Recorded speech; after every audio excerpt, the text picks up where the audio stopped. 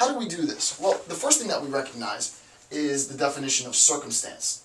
And I don't want to spend too much time on this, but we would say that circumstance, and I'll just abbreviate it, we'll say that circumstance equals total possibility.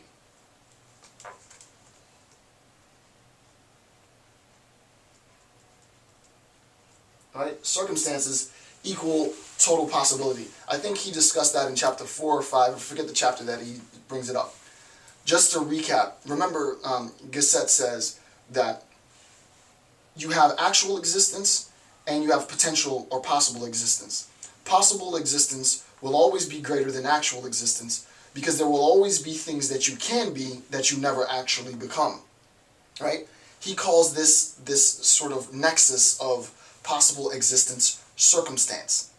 Now, our circumstances, as the generations and the centuries increase, our circumstances increase. Some of these possibilities are the possibilities to rectify our financial woes. And I'll tie this in so that this makes sense. I promise. Right? So, here's an example.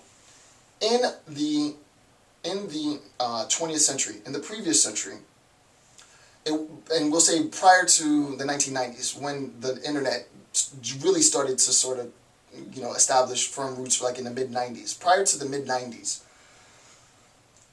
there wasn't the possibility for someone within the middle class to go on YouTube, upload some videos of me singing or playing the guitar or doing silly things or whatever it is, and to generate hits. And then these hits would generate, visits, which would generate interest from advertisers, which then I could put a little thing on the side of my YouTube page and now generate money for myself and use that money to satisfy my financial problems. Does everybody see that? That never existed in the 20th century. Right? That didn't exist in the 20th century. That now exists as a possibility to address our financial concerns and our financial limitations and our financial duress in the 21st century. But that ability to address that concern is a product of the previous century, the 20th century. It took innovation. It took the internet. It took the smart guys at YouTube. And it took it took a lot of things in order for us to now be able to use this as a means of addressing our financial difficulties, as financial constraints. So you can see that the circumstances, as it increases the total possibility, one of the possibilities being, we'll say, YouTube, right? One of the possibilities being YouTube now offers us a means of addressing our financial woes, our financial dilemmas. So now that I've done all that, let me read what he said again, and hopefully now that you have a very clear, very simple understanding in a contemporary sense, you can understand the significance of what he's saying in a more detached, abstract sense. What appearance did life present to that multitudinous man who in ever-increasing abundance in the 19th century kept producing? To start with, an appearance of universal material ease, right? This idea of the ease of getting money, right? Never had the average man been able to solve his economic problems with greater facility. You should be able to understand that now, especially with a direct application to our time. So that the mass man has an expectation, right? The mass man has an expectation for material ease. There is an expectation that I, living in this century, whatever that century may be, must be able to address my financial concerns expeditiously. I need to address those financial concerns immediately. And what will end up happening, and we read the prophecy piece in the beginning, you can imagine that it's only going to become more and more instantaneous. What's going to happen in the next 20 years, you can rest assured, is that the ease with which the masses, the middle class, can address their material ease, their financial concerns, will become increasingly instantaneous. Right? Perfect example, quick tangent, and then we'll move on to number 3. I was at the grocery store the other day, and I live in the South. So in the South, we have Publix as our grocery store. You have Pathmark. You might have whatever the name of your local grocery store chain is. And most people now, when you go to the grocery store, either pay with cash or they pay with debit. Very few people pay at the grocery store with a credit card. So there was a much older woman in front of me, and she had a credit card. So she goes to swipe. This is a true story, right?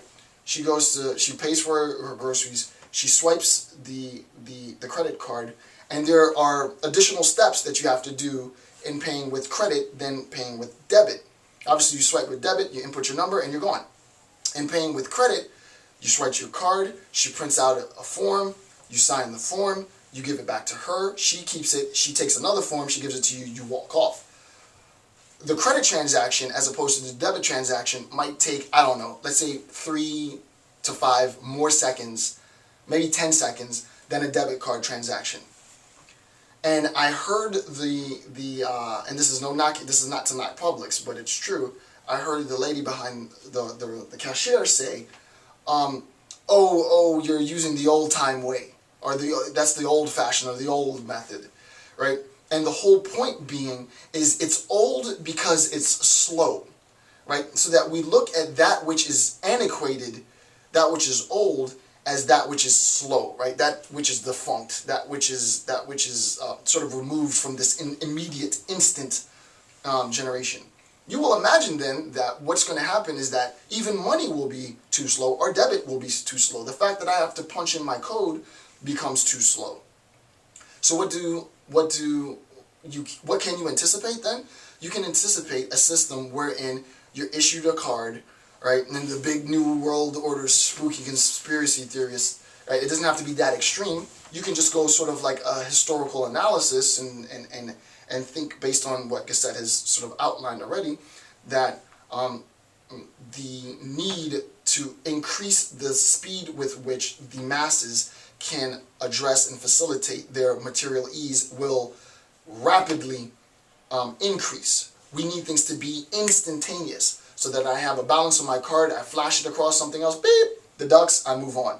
Beep, don't have enough money, can't process. And you just move on, so that it's instantaneous, right? So there is that inherent desire within the sort of social structure of the masses, and understanding that inherent ability, or not even ability, this inherent capacity of the masses is important in making any predictions, any prescriptions for the future. So that's my take on both Gasset and my sort of interpretive account of what is yet to come. So, number one, the masked man always attempts to take the lead, and he takes this lead with force. Number two, the masked man has an expectation to increase material ease, and that's what I just discussed and what I just read. Number three, the masked man has grown arrogant and enforces his rights over the rights of others. Right? So the third thing is that the masked man grows arrogant.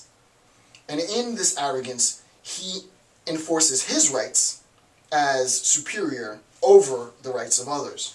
And this is represented in the following page. Gasset says the following. He says, "The middle class found their economic horizon widened every day. Every day added a new luxury to their standard of life. Every day their position was more secure and more independent of another's will. What before would have been considered one of fortune's gifts, inspiring humble gratitude toward destiny, was converted into a right." That's important. I'll read that section. What before would have been considered one of fortune's gifts, inspiring humble gratitude toward destiny, was converted into a right. Not to be grateful for, but to be insisted on. What does that mean? Well, we have a conversion that happens, right? So that the masked man makes this cognitive conversion. And what is that conversion?